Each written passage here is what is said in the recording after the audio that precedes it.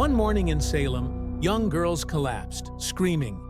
"Witches did it," they said, and people believed them. Hundreds of women were arrested. 20 innocent women were hanged. But no one ever asked, what if all this madness started with a fungus? In 1692, in the strict and deeply religious Puritan town of Salem, Massachusetts, something terrifying took place. A few young girls began having uncontrollable seizures, letting out blood-curdling screams and claiming that witches were tormenting them. The townspeople were gripped by panic. Clergy quickly pointed to the devil's work. Physicians, baffled and powerless, had no explanation. And into that void stepped a much older force: fear. Ancient, irrational, and merciless. Witchcraft wasn't a new idea. It had long existed in stories, in whispers, in superstitions passed down for generations. But in Salem, where the Bible was treated as absolute law and superstition masqueraded as fact, fear found fertile ground. Over 200 people were accused of witchcraft. Neighbors turned on neighbors. Friends betrayed each other. Families were shattered overnight. 20 people were executed, hanged until death. Many more died slowly in prison cells, awaiting trials that would never come. The hysteria began with Bridget Bishop.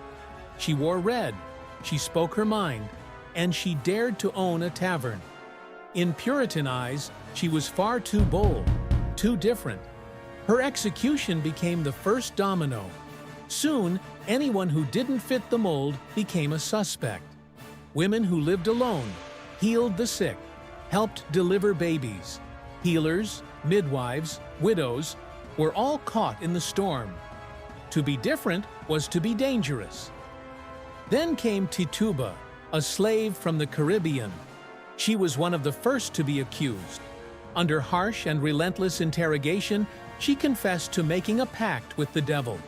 She told stories of witches flying through trees, of black dogs and dark rituals. Whether these were hallucinations, survival tactics, or coerced confessions, they added fuel to an already raging fire. Her words led to more names, more arrests, more gallows.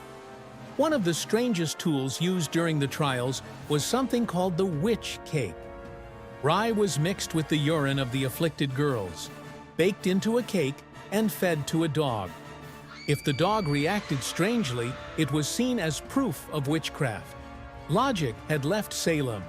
In its place was fear, ritual, and rumor. Centuries later, scientists offered a chilling clue. Salem's rye fields may have been contaminated with ergot, a toxic fungus known to cause convulsions, hallucinations, paranoia, and even death. The symptoms aligned perfectly with the strange behavior that had sparked the hysteria. What if the entire tragedy was not born of evil, but of poison? Maybe the devil never came to Salem. Maybe it was just a fungus in the fields. Or maybe the real danger has always been within us, the fear of what we don't understand and the urge to destroy it.